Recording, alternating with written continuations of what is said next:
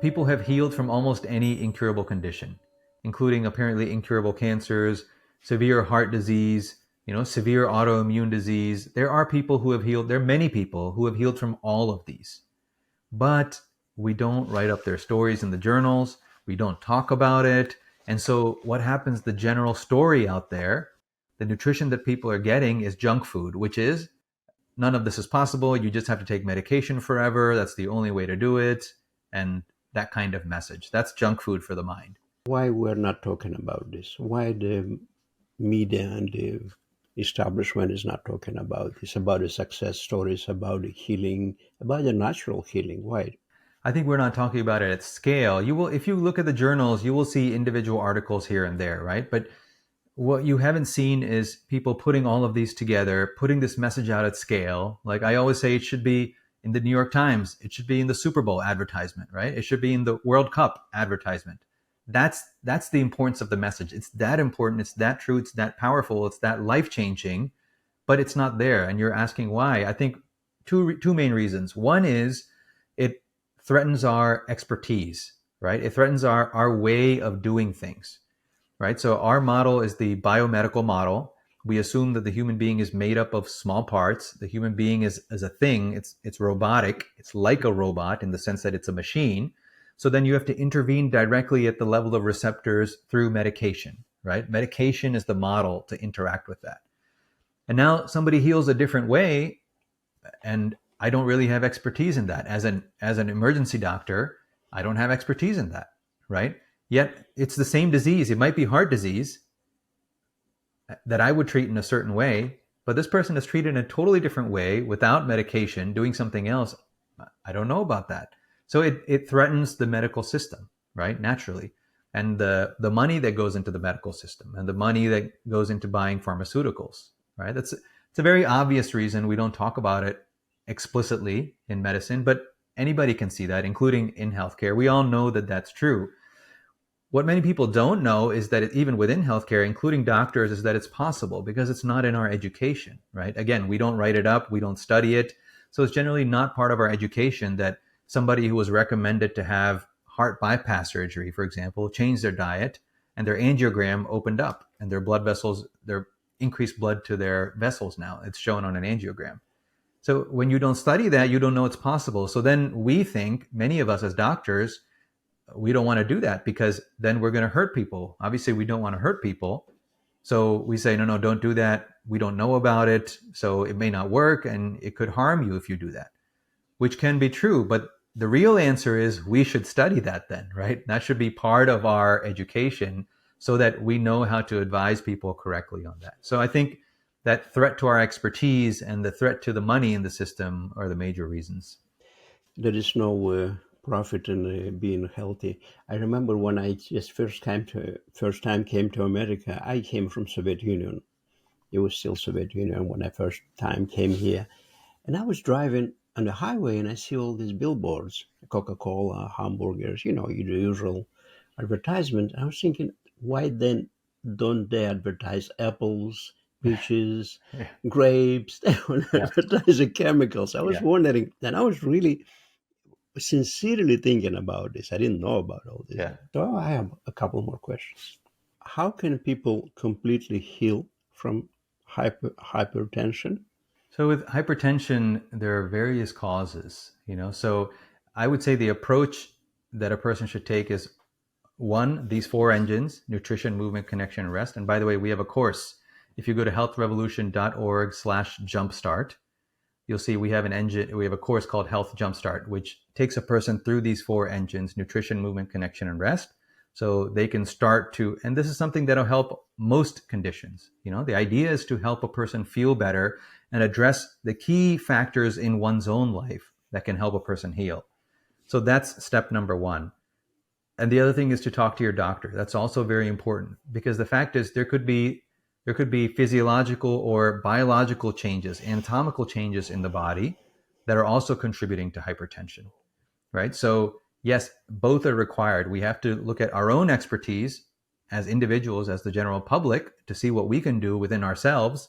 And then we also have to look at other things in the body that may be beyond our expertise. So that requires the assistance of a doctor to look through that biomedical lens and to see what may be contributing to hypertension. So both of these are important. And I have no doubt that if people do both of these, that high blood pressure will go down by half at least in this country. And we have to understand that downstream from persistent high blood pressure is a lot of the other conditions that can be very debilitating. So when you're talking about high blood pressure, you're not really just talking about high blood pressure, right?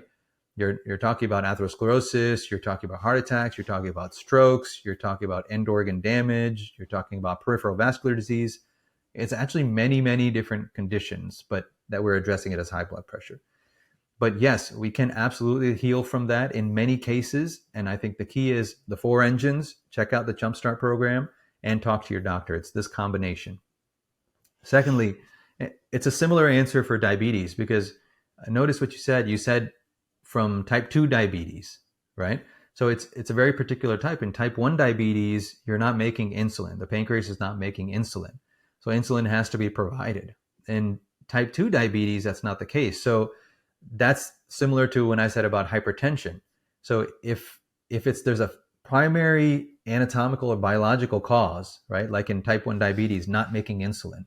If there's something like that, that needs to be diagnosed. And then there are things we can do about that with medication or surgery or whatever the approach might be, in addition to the four engines, which are critical. But if there's no primary cause and that four engines itself could do it, that could heal it. Sorry, if there's no anatomical cause, that four engines by itself can do it, right?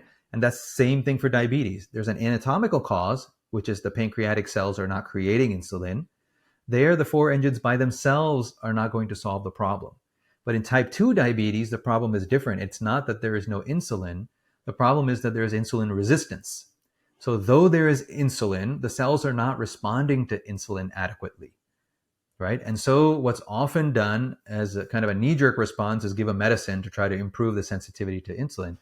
But no, if we ask the question, okay, I don't have a problem with insulin, I have insulin, but my cells are not responding appropriately. Why? Many times it's due to all these other factors, including the food that we're consuming. So there, if you do the Jumpstart program, nutrition, movement, connection, and rest, what's going to happen is that all those, the behaviors and the tendencies in the food that's contributing to the problem are going to decrease. And naturally, then the glucose regulation will be better. And that's how people heal from type 2 diabetes. And you're exactly right. I think it's 90% or more of diabetes is type 2 diabetes, at least in the United States. That means that in many cases, it's reversible. And just like we said about hypertension, we're saying diabetes, but downstream are all the same things, all the same conditions. So we're not just talking about diabetes. And I think that's amazing. That's very exciting that hypertension and diabetes, two of the most common conditions in many cases, can be healed. And you're right, it has to be on every billboard. And that's our goal at Health Revolution. We're going to get it done. I read somewhere that for each pound that you lose, your blood pressure goes like 5 points down or something like that. I don't know. Yeah, but that's really crazy. I mean, you just lose weight. I mean, get yourself in shape, and your blood pressure should be fine. Oh, that goes back to what we were saying about exercise, because you're using that cardiovascular system. It's twofold, of course. You're using the cardiovascular system. You have that malleability, that ability to send blood through more. The heart gets toned. Yes, that's part of it. But then, yes, as you said, as you lose that weight, that's less work for the heart to do, because the heart ultimately is the one that is carrying the weight, in the sense that it has to pump blood to all the muscles that have to move that much weight. So if you're decreasing it by 5-10 pounds, then that's less work for that heart to do, to send it to that extra weight, and Right. rather send it to where it's much more needed, which is the vital organs. Yeah, because the blood moves through all these extra vessels, all this extra weight you have, and it's more pressure on the heart. But then I have a friend who is in the obese category, and she has a perfect blood pressure and doesn't take any meds. Yes, well, and that's why every person is unique. That's why we say it's not just a matter of one size fits all. So every person is unique. You can't say that just because a person has excess weight that their blood pressure is going to be high. But what we're saying is, on par, if a person has high blood pressure and they're overweight, then this can help. So I don't think there are any simple associations like that we can make. What we can say is across the board, if people do these things, nutrition, movement, connection, and rest, their life is going to improve. They're more likely to heal from these conditions. But that's not the same as saying that there are always going to be exceptions to that. There are people who smoke their whole lives and don't get lung cancer, right? But that doesn't mean that we're going to say, okay, smoking is okay, because it's not just one thing. So it's the person's genetics, it's the person's mindset, it's the person's behaviors, it's the person's lifestyle. There's so many factors that go into it. And I think that's really important to understand, that when we're talking about something like this, like nutrition, movement, connection, and rest, what we're not saying is that every single person is the same and every single person has to do the same thing, right? But rather we're saying that there are general principles that, if followed, I really believe 50% of the diseases would go away in this country.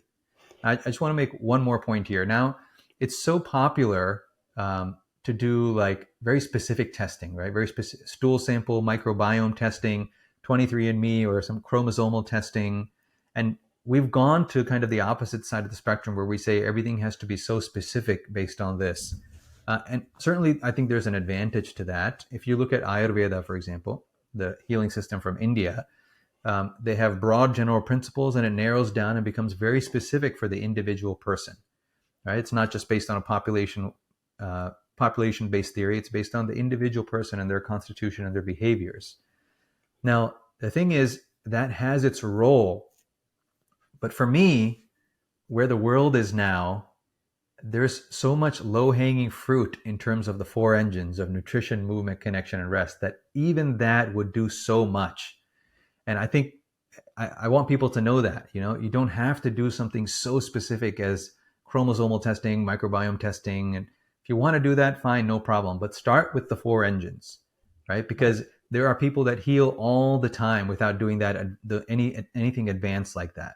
And we have them on our podcast. We have story after story after story on our podcast, whether it's diabetes or cancer or autoimmune disease or schizophrenia or whatever it is, that through following the four engines, they start to heal, because these are basic principles of human sustenance and health.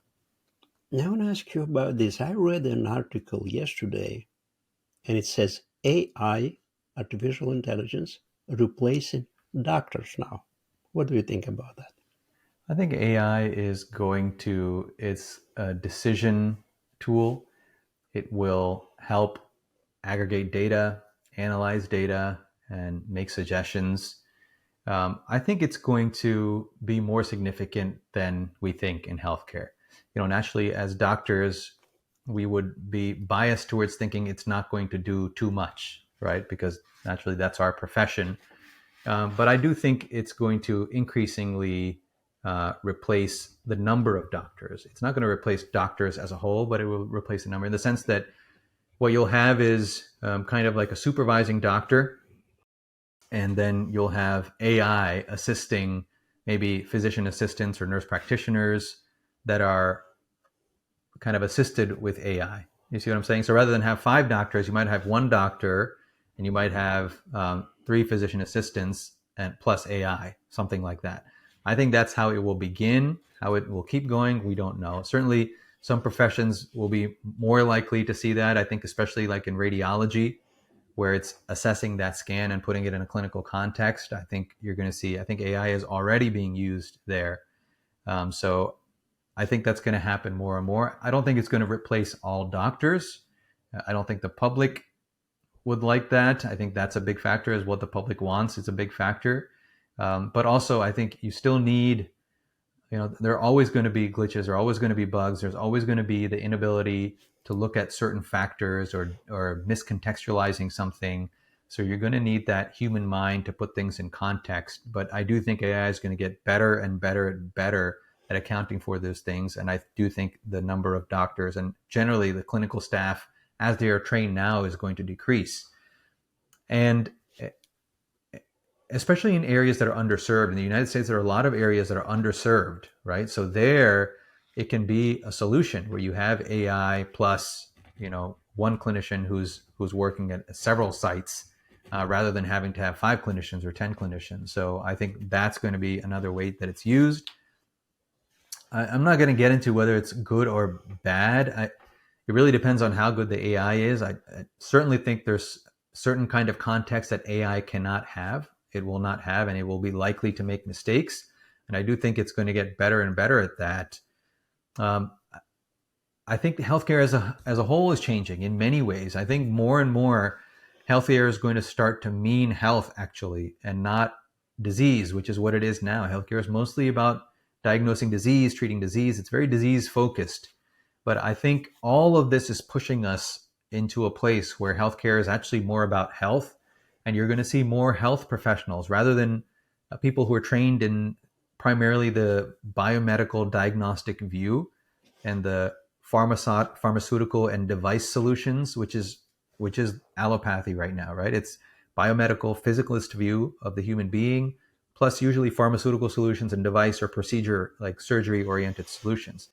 I think that's going to become a smaller and smaller and smaller part of medicine. And you're going to have more and more health professionals that are health focused, right? So rather than moving away from disease, just away from disease, you're going to have people taking you towards health. What is health? What is human potential? What is possible for the human being? How do we heal? How do we become whole? Those are going to take greater and greater prominence as we move forward. So I think AI is just going to actually accelerate that, because we're going to be asking, you know, what are, as these machines come into healthcare, what is it that we truly want? What kind of healthcare system do we truly want? How much of this can we really do ourselves? So I think that's the direction this is all going in. Yeah, I noticed that right now more and more doctors are focused towards health instead of disease because of all this internet revolution and more people like you and Dr. Bergman, just to name a couple, doctors that are focused towards talking about real health without medicine and all these 4 points. What do you think about future of online medical assistance? Let's say patients don't go to the doctors anymore, but they do it online. I mean, it's already happening. Whether it's possible or not is secondary. Like, it's already happening. It's been happening for years, and it's going to increase. I think there's a role for it. I don't particularly like the way it's happening now, and the reason I say that is because it it seems to favor a very quick mechanical kind of relationship. Now that happens live in person too. I agree with that, but I think the virtual visit just it it strengthens that even more. This kind of clinical thing. It's like, for example, if somebody has ear pain, right, or an ear infection, how do you know whether to give antibiotics or not? You can't actually look and see the tympanic membrane, right? So you're going based on the history. It's kind of strange to me. You're totally ignoring the physical exam. Okay, you can see the outside of the ear, through the camera, but you can't really look in the ear for the most part, right? And you can't sense the person lie. You can't sense them in the same Right. way. Yeah. And you're going to be missing things because you're not in that direct relationship. So I think it favors this kind of mechanical rote medicine. Now, there's a huge benefit for it for people who cannot access care otherwise, Right. right? So if a person has their own blood pressure cuff and it's reliable, Yeah. and they're generally well, but they need adjustment for some of these things, I think it can work well.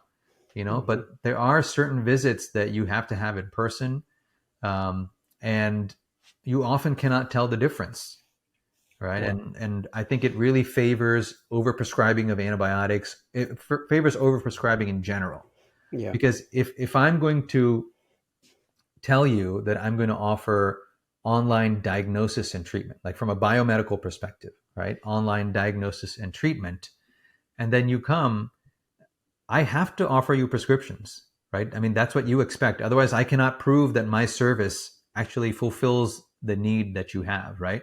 If I say, well, I think that's an ear infection, but I can't tell for sure. You may not need antibiotics. Go look at it in person. Why did I come here, right? Why did I do this visit if you can't prescribe something? Or somebody has their pain in their knee and they tried the Tylenol, it's not really working, and say, okay, well, if I have to prescribe something now, right? Because that's the service that I offer. That's what they're expecting. That's why they're here. Otherwise, the business doesn't work.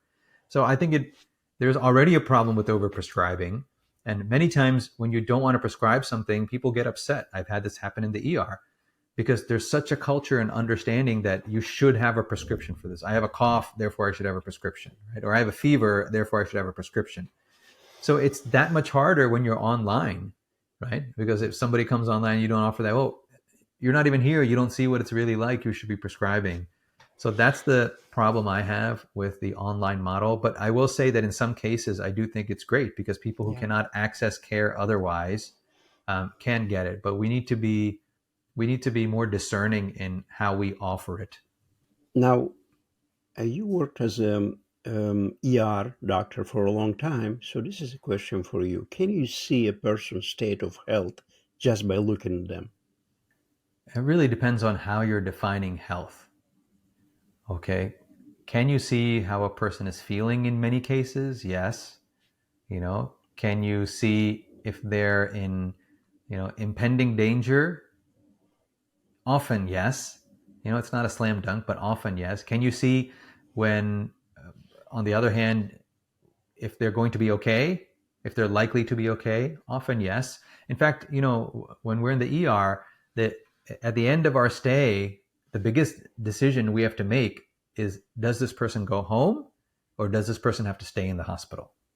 Right? That's what we call the disposition. The final disposition is, after I see this patient, evaluate, treat, do they need to stay in the hospital or can they go home safely? Right? And everything goes into that, right? When you talk to them, how do they speak with you? When you examine them, how does the body respond? When you do lab tests, what does the body reveal through lab testing? When you do imaging, what does the body reveal?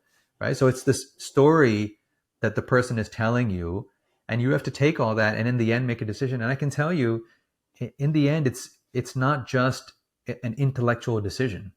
Many times it's not an intellectual decision. You say, well, this lab is high, this high, this is high, therefore they have to stay or they have to not stay. It's not just that. Because sometimes the same tests are elevated, but you say, no, they can go home, right? Or sometimes the lab tests all completely normal, but you'll say this person has to stay in the hospital. So that's more, having seen thousands and thousands and thousands of people and what the trajectory is, you kind of plot out the trajectory and which way this is likely to go, and you make a decision. So in that sense, yes, you can see, but obviously it's not 100%. What What do you think about little kids with cancer or very young people with incurable diseases?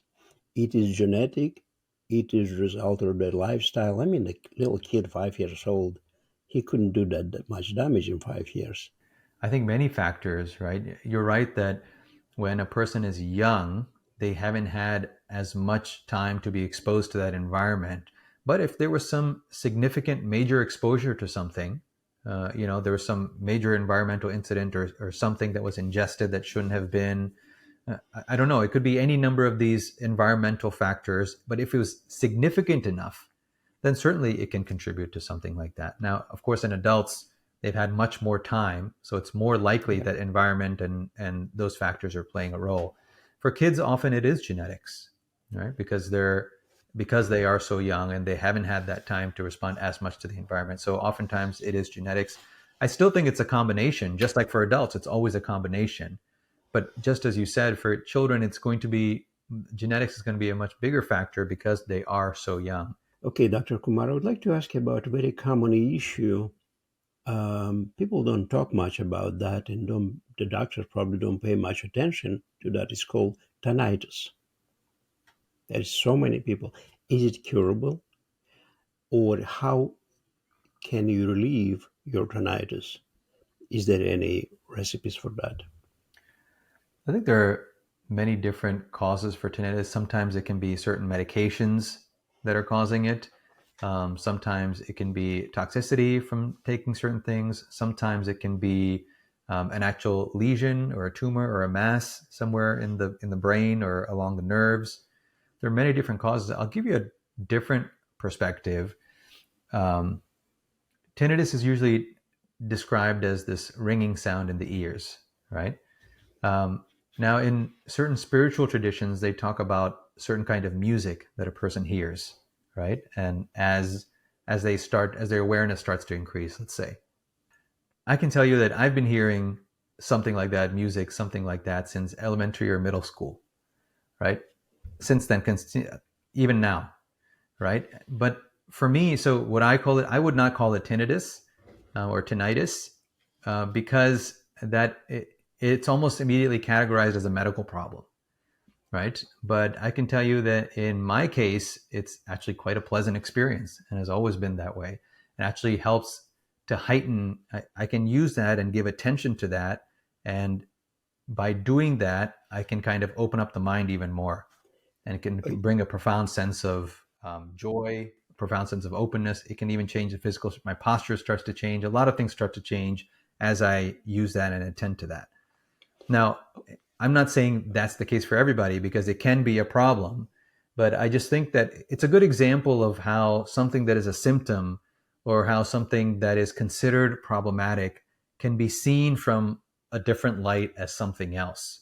And I think this is the case also in a lot of what we call mental illness, right? So some people, we might say a person has a delusion or a person has a hallucination, but I think so many times rather than asking what does this represent, right? Like a person is seeing something or they believe something. Why? Where does that belief come from?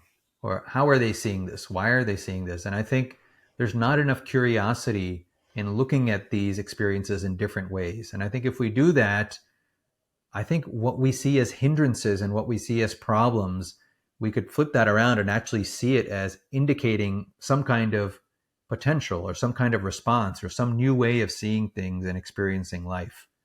okay, so let me ask you this. So you yourself have tinnitus too?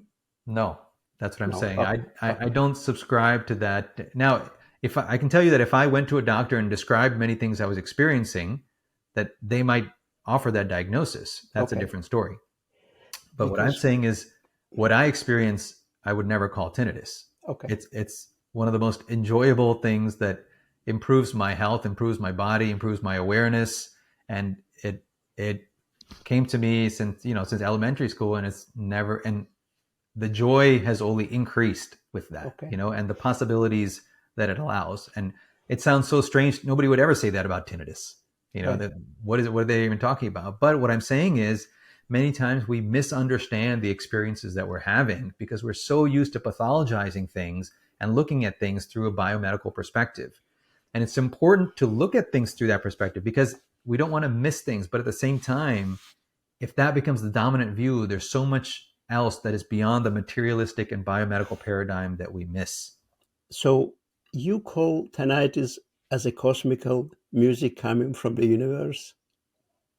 No, I'm experiencing this sound, right? Okay. I'm experiencing it now, Hmm. right? And I'll just tell you right now, I'll stop right now.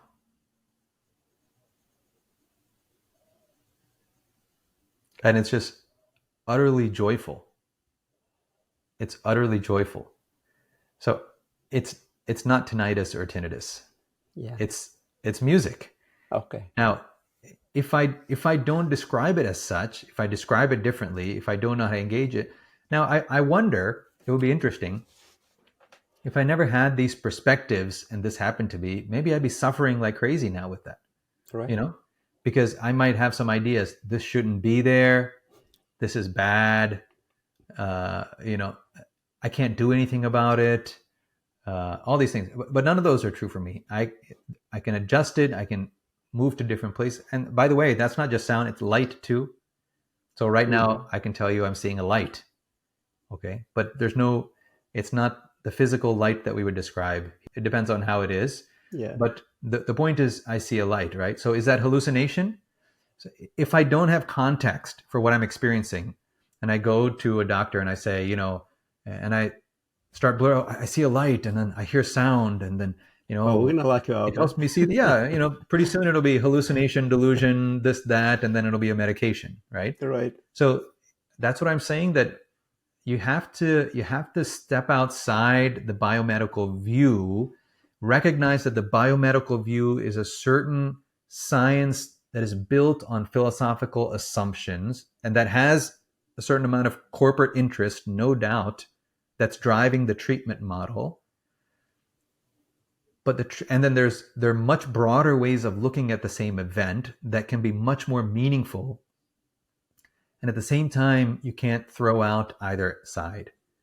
and that's very difficult for people to do. It's because there's a reaction, that we've been in the system so long. I want to throw it out, and I just want to step outside it. No, the hard thing is to widen the stance and to bring all of it together. And I think when we do that, there is a world of wonder here that one can Right. experience. So basically, we can look at that half full glass here as well and say, okay, my tinnitus is not tinnitus. It's just a pleasure. It's just an enjoy. I'm very thankful for it. It's not a tinnitus. It's just music in my ears. Or you can say, oh my God, I'm going crazy from this. So it depends on your perspective, and you can be grateful for that and enjoy that and embrace it and use it to your advantage in your life. For some people, again, the danger with calling this tinnitus or tinnitus, the danger by calling it that is that it leaves out something else that it could be. And that's really what I'm trying to get at, right? So this experience could also be due to something else that were causing me distress. So suppose I was very distressed by this, right? And it was causing me distress, and I kept ignoring it. That's a problem. That's not, I can't just say, well, no, I enjoy it. It's something good, No, that's not the case. It's causing me distress. Then let me look at it through all lenses, including the biomedical lens, but let me not restrict myself to that. Unfortunately for me, it's never been distressing. For me, it was actually curious. I remember when it first started, I was like, I would look around, I was like, oh, where's that coming from? And then How old you were when it came to you first time? probably in like fifth grade, sixth grade, so maybe 10, Okay. 11, something like Hmm. that, is when I noticed it strongly, Okay. right? And then I, by attuning to that, just so many wonderful experiences happened. So I'd never thought of it as distressing. And sometimes I would notice it would get quite loud, and then I would see why it would get quite loud, depending on how my attention was used and all of those things. So then it became a toy, and I started playing with it more and more and more. Same thing with light. You see that and you play with it. And with these two things, when you play with them, the body starts to change, the mind starts to change, the ideas you receive, the ideas, your way of thinking starts to change. So if it ever becomes a problem, hopefully I can do something with it then. But fortunately, it's never become a problem. And I'm sure some people, I don't know how many, I don't know for who, but I'm sure some of the people who are experiencing what they call tinnitus and are debilitating, I'm sure some of that is because they were told this is bad, this is a diagnosis, people should not have this.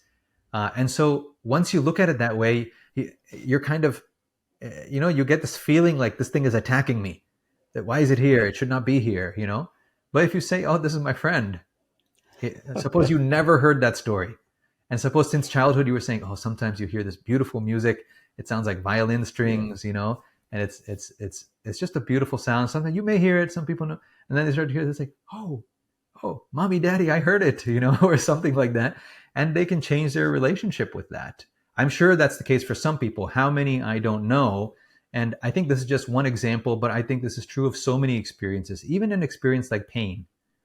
Some pain from there's a story in society now, which is that you should not have pain.